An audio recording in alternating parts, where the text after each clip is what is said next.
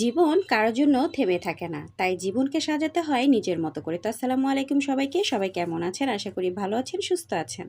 আজ সকালে আমার হাজব্যান্ডের ঘড়িটা আমার হাত থেকে পড়ে ভেঙে যায়, তাই সন্ধ্যার দিকে তাকে নিয়ে বের হই তাকে একটা ঘড়ি গিফট করব বলে। এই যে দেখছেন, ঘড়ির দোকানে তাকে ঘড়ি চয়েস করে দিচ্ছিলাম। তারপর চলে গিয়েছিলাম লাইব্রেরিতে, কারণ কিছু বইয়ের দরকার ছিল। তারপর বইগুলো নিয়ে নিলাম। স্কুল কলেজের সব বইগুলোই আমি এই লাইব্রেরি থেকেই নিয়ে থাকতাম। আর এই যে দেখছেন, আমার দুষ্টু মেয়েটা দুষ্টুমিতে মগ্ন ছিল। তারপর লাইব্রেরি থেকে বের হয়ে গেলাম, আর বের হতেই চলে গেলাম কিছু খাওয়ার জন্য। আমার মেয়েকে দিলাম দই, আর আমরা সাথে কিছু খাবার অর্ডার করলাম। আমাদের অনেক ক্ষুধা লেগেছিল, আর ক্ষুধা পেটে আমরা যাই খাই তাই ভালো লাগে। আমরা গিয়েছিলাম তাজমহল রেস্টুরেন্টে। জীবনের একটা সত্য কথা কি জানেন? প্রতিটা মানুষেরই নিজের পথটা নিজেকেই গড়ে নিতে হয়, কারণ জীবন একটাই, আর সেটা হোক নিজের মতো করে।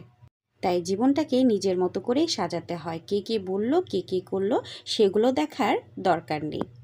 তো এই যে দেখছেন, খাবারটা অনেক মজা ছিল। আমরা মজা করে খাচ্ছিলাম।